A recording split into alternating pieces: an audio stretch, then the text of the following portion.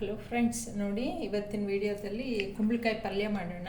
ಇಲ್ಲಿ ನೋಡಿ, ನಾನು ಒಂದು ಅರ್ಧ ಕೆ ಜಿಯಷ್ಟು ಕುಂಬಳಕಾಯಿನ ಡಿಸ್ಕೋ ಕುಂಬಳಕಾಯಿ ಬರುತ್ತಲ್ವ, ಅದನ್ನು ಕಟ್ ಮಾಡಿ ಇಟ್ಕೊಂಡಿದ್ದೀನಿ. ನೋಡಿ, ಇದು ಬೀಜ ಮತ್ತು ತಿರುಳು ಎರಡನ್ನೂ ತೆಗೆದುಬಿಟ್ಟು ಇದು ಸಣ್ಣ ಸಣ್ಣ ಪೀಸ್ ಈ ರೀತಿ ಮಾಡ್ಕೊಳ್ಳಿ. ತುಂಬ ಸಣ್ಣನೂ ಬೇಡ, ತುಂಬ ದೊಡ್ಡದು ಬೇಡ, ಮೀಡಿಯಮ್ ಸೈಜಾಗಿ ಕಟ್ ಮಾಡ್ಕೊಳ್ಳಿ. ಸಿಪ್ಪೆ ತೆಗಿಬೇಡಿ, ಸಿಪ್ಪೆ ಕುಂಬಳಕಾಯಿದೇನು ತೆಗಿಯೋದು ಬೇಡ. ತುಂಬ ಬಲ್ತಿದ್ರೆ ಸೋರೆಕಾಯಿ ತೆಗಿತೀವಿ ಅಷ್ಟೇ, ಕುಂಬಳಕಾಯಿದೇನು ಸಿಪ್ಪೆ ತೆಗಿಯೋದು ಬೇಡ. ಇಲ್ಲಿ ನೋಡಿ, ಒಂದು ಈರುಳ್ಳಿ ಮೀಡಿಯಮ್ ಸೈಜ್ದು ಕಟ್ ಮಾಡಿ ಇಟ್ಕೊಂಡಿದ್ದೀನಿ. ಒಂದು ಹೆಸರು ಕರಿಬೇವಿನ ಸೊಪ್ಪು, ಒಂದು 4 ಹಸಿಮೆಣಸಿನ್ಕಾಯಿನ ಕಟ್ ಮಾಡಿ ಇಟ್ಕೊಂಡಿದ್ದೀನಿ. ನೋಡಿ ಫ್ರೆಂಡ್ಸ್, ಸ್ಟವ್ ಹಚ್ಚಿಬಿಟ್ಟು ಬಾಣಲಿ ಇಟ್ಕೊಂಡಿದ್ದೀನಿ. ಎಣ್ಣೆ ಹಾಕೋಣ.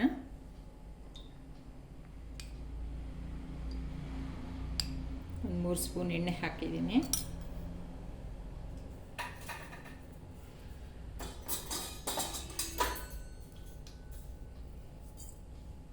ಎಣ್ಣೆ ಕಾಯಿಲಿ ಸ್ವಲ್ಪ.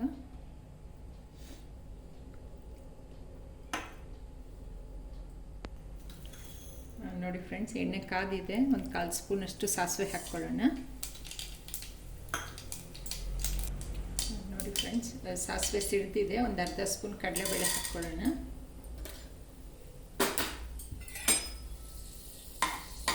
ಮೀಡಿಯಮ್ ಫ್ಲೇಮಲ್ಲಿ ಇಟ್ಕೊಳ್ಳಿ, ಒಗ್ಗರಣೆ ಹಾಕೋತ ಸೀದೆ ಬಿಡುತ್ತೆ.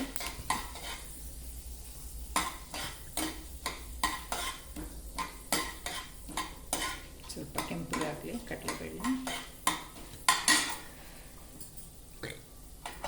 ಈಗ ಇದು ಈರುಳ್ಳಿ ಸೇರಿಸ್ಕೊಳ್ಳೋಣ. ಈರುಳ್ಳಿ ಹಸಿಮೆಣಸಿನಕಾಯಿ, ಇದು ಕರಿಬೇವಿನ ಸೊಪ್ಪು ಸೇರಿಸ್ಕೊಂಡ್ಬಿಡೋಣ. ಈ ರೀತಿ ಮಾಡ್ಕೊಳ್ಳಿ, ಚೆನ್ನಾಗಿರುತ್ತೆ ಚಪಾತಿಗೆಲ್ಲ.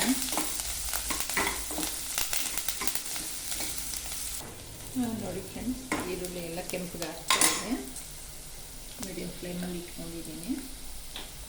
ಈಗ ಸ್ವಲ್ಪ ಉಪ್ಪು ಹಾಕೋಣ, ಆಮೇಲೆ ಸ್ವಲ್ಪ ಹಾಕ್ಕೊಳ್ಳೋಣ. ಈಗ ಒಂದು ಅರ್ಧ ಸ್ಪೂನಷ್ಟು ಪುಡಿ ಉಪ್ಪು ಹಾಕ್ಕೊಳ್ತಾ ಇದ್ದೀನಿ. ಮತ್ತು ಸ್ವಲ್ಪ ಹಾಕ್ಕೊಳ್ಳೋಣ.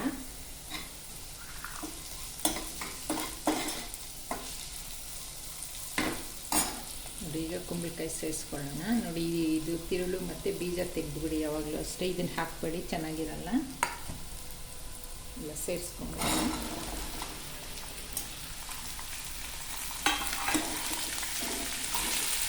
ಸ್ವಲ್ಪ 1-2 ನಿಮಿಷ ಹಾಗೆ ಬಾಡಿಸ್ಕೊಳ್ಳೋಣ. ಆಮೇಲೆ ಸ್ವಲ್ಪ ನೀರು ಸೇರಿಸೋಣ.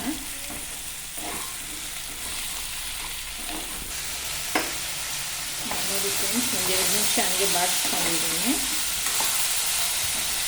ಎಣ್ಣೆಯಲ್ಲಿ ಇದೊಂದು ಸ್ವಲ್ಪ ನೀರು ಸೇರಿಸೋಣ. ಒಂದು 50 ml ಅಷ್ಟು ಹಾಕೋಣ. ಜಾಸ್ತಿ ಬೇಡ ನೀರು, ಜಾಸ್ತಿ ಹಾಕಿದ್ರೆ ಸಪ್ಪೆ ಬಂದುಬಿಡುತ್ತೆ. ಒಂದು 50 ml ಸೇರಿಸಿದ್ದೀನಿ. ಹಸಿಮೆಣಸಿನ್ಕಾಯಿ ಮತ್ತು ಒಂದು ಸ್ವಲ್ಪ ಉಪ್ಪು ಹಾಕಿದ್ದೀನಿ. ಮತ್ತು ಒಂದು ಸ್ವಲ್ಪ ಸೇರಿಸ್ಕೊಳ್ಳೋಣ. ಈಗ ಲಿಡ್ನ ಕ್ಲೋಸ್ ಮಾಡಿಬಿಟ್ಟು ಫುಲ್ ಸಿಮ್ಮಲ್ಲಿ ಇಟ್ಬಿಟ್ಟು ಬೇಯಿಸ್ಕೊಳ್ಳೋಣ. ಒಂದು 5ರಿಂದ 10 ನಿಮಿಷ ನೋಡೋಣ ಅದು ಎಷ್ಟೊತ್ತು ಬೇಯುತ್ತೆ. ಸಿಪ್ಪೆ ಏನಾದರೂ ಹಾರ್ಡ್ ಇದ್ದರೆ ಒಂದು 7-8 ನಿಮಿಷ, ಇಲ್ಲಾಂದರೆ ಒಂದು 5 ನಿಮಿಷ ಬೇಗ ಬೇಯುತ್ತೆ. ಮತ್ತು ಕುಂಬಳಕಾಯಿ ಯಾವಾಗಲೂ ಕುಕ್ಕರ್ಗೆ ಹಾಕ್ಬೇಡಿ, ಚೆನ್ನಾಗಿರಲ್ಲ, ಫುಲ್ ನುಣ್ಣಗಾಗ್ಬಿಡುತ್ತೆ. ಇದು ಬಾಣಲಿಯಲ್ಲಿ ಈ ರೀತಿ ಬೇಯಿಸ್ಕೊಳ್ಳಿ. ಸಿಮ್ಮಲ್ಲಿ ಇಟ್ಟಿದ್ದೀನಿ, ಬೇಯಲಿ. ಒಂದು 2 ಸರಿ ಕೈ ಆಡಿಸ್ಕೊಳ್ಳಿ. ನೋಡಿ ಫ್ರೆಂಡ್ಸ್, ಬೆಂದಿದೆ. ಒಂದು 10 ನಿಮಿಷ ಆಯಿತು.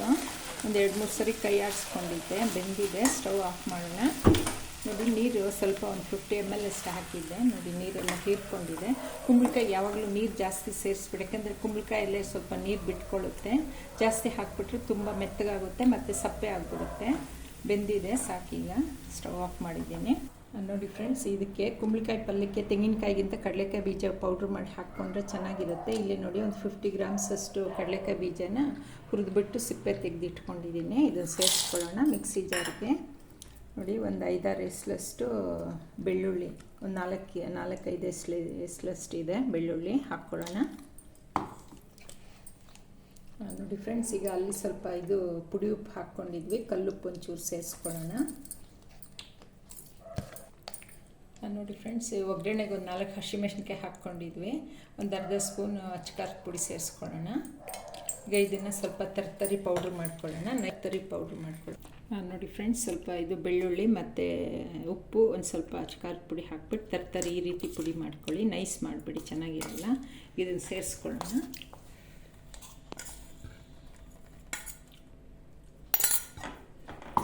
ಸ್ಮೂತಾಗಿ ಮಿಕ್ಸ್ ಮಾಡ್ಕೊಳ್ಳಿ. ಆಯಿತು, ಚಪಾತಿ ಜೊತೆ ಸರ್ವ್ ಮಾಡ್ಕೊಳ್ಳೋಣ. ಚೆನ್ನಾಗಿರುತ್ತೆ ಫ್ರೆಂಡ್ಸ್, ಒಂದ್ಸರಿ ಟ್ರೈ ಮಾಡಿ.